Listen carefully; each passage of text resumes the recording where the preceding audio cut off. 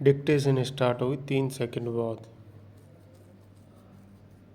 Start. सभापति महोदय, किसानों की उपज की आप न अधिक कीमत दे सकते हैं, न अधिक उपजाने के लिए जो साधन देश में उपलब्ध हैं उनकी तरफ आपका ध्यान जा रहा है। जो कुछ आप कर रहे हैं उससे कोई अच्छा भविष्य नज़र नहीं आ रहा है। मैं यही कहना चाहता हूँ कि आप देखें कि आपके कार्यक्रम में कहाँ त्रुटि है, कहाँ कमी है। आपने कर लगा रखे हैं। आपने जो कर लगाए हैं वे तो लगाए ही हैं। हमारे प्रदेश में तो ज़मीन पर 25% ज़्यादा कर भी लगा दिया गया है। इतना बोझ अगर किसान पर होगा तो उसकी कमर टूट जाएगी। वह पहले से टूटी जा रही है, लेकिन वे इन करों को देने के लिए भी तैयार हैं। यदि आप उस तरह के साधन उन किसानों के लिए तैयार करें।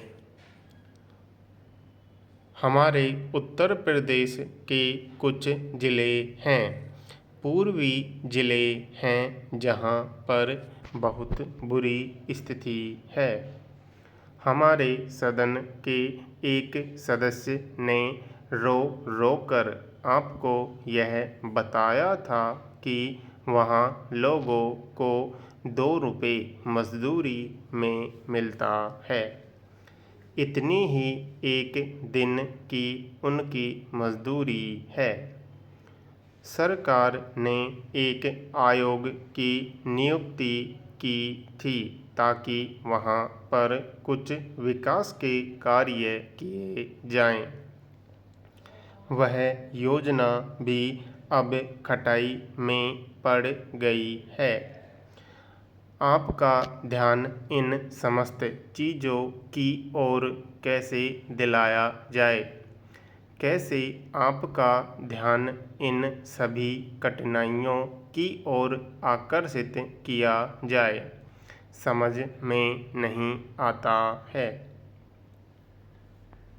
यातायात के साधनों की स्थिति यह है कि ट्रेनों में दूसरे दर्जे में भीड़ भाड़ का कोई ठिकाना नहीं है, उसकी कोई सीमा नहीं है। हर रोज़ ऐसा मालूम पड़ता है कि कोई मेला चल रहा है। आपके पास अच्छे इंजन हैं, अच्छे गति वाले इंजन हैं, लाइन भी अच्छी है, तो क्यों नहीं दूसरे दर्जे के अधिक डिब्बे लगाए जाते हैं। लोगों को कुछ सुविधा मिल जाए वह काम नहीं किया जा रहा है। आपने किसानों की देहात में रहने वाले आदमी की मजदूर की परवाह नहीं है, जो समस्त कठिनाइयों को झेलता है। आपके सारे कार्यक्रम को पूरा करने की उसमें कहाँ से शक्ति आएगी, कैसे वे अधिक अन्न उपजा कर आपको दे सकेंगे। आप इन सब पर सोच विचार करें। आपने बड़े बड़े फार्म बना दिए हैं, क्या उन्हें आपके फार्म से कोई लाभ मिल रहा है। सभापति महोदय, सरकार ने कई कृषि फार्म खोले हैं, क्या ये फार्म घाटे में नहीं चल रहे हैं। अगर सारे खर्च जोड़ दिए जाएं बड़े बड़े अधिकारियों के वेतन जोड़ दिए जाएं तो पता चलेगा कि सारे ये कृषि फार्म घाटे में चल रहे हैं। क्या इसी तरह से आप सारे किसानों को घाटे पर खेती करने के लिए मजबूर करेंगे? जिस क्षेत्र से मैं आता हूँ वहाँ एक पुल बना है। मैंने 10 वर्ष तक अपनी विधानसभा में इस पुल के लिए कोशिश की है। जिस दिन से मैं यहाँ आया हूँ बराबर उसकी चर्चा करता आ रहा हूँ, बराबर कोशिश कर रहा हूँ। मैं कहता हूँ कि गंगा पर वह पुल बने। उस पुल को बनाने का आश्वासन भी मिला था।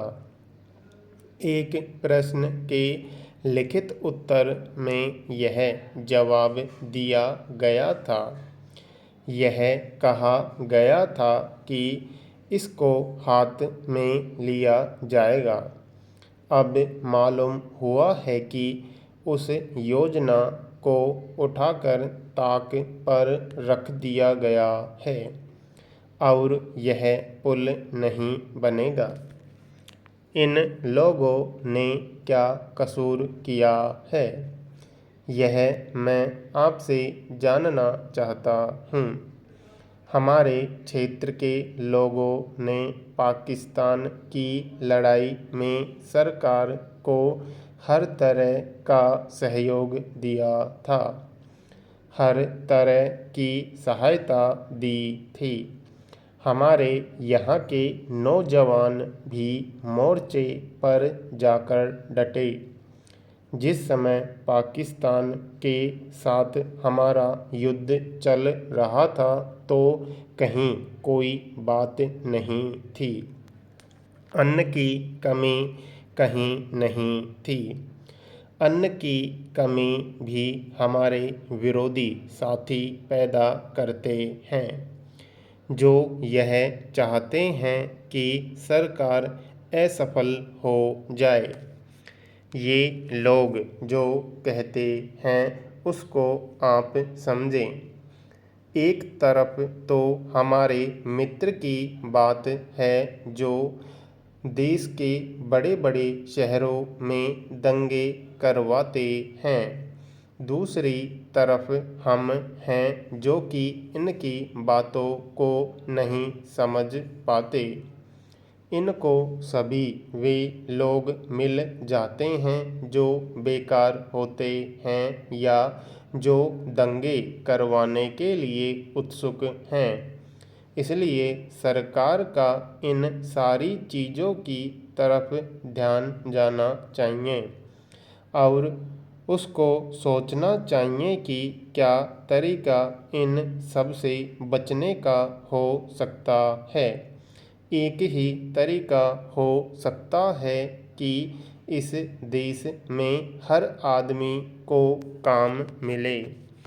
देहात में लोगों को करने के लिए काम मिले और खादी कमीशन की जो योजना है और जो कि एक अच्छी योजना है वह ठीक तरह से चले। सौभाग्य से मैं आर्य समाज संगठन से संबंध रखता हूँ।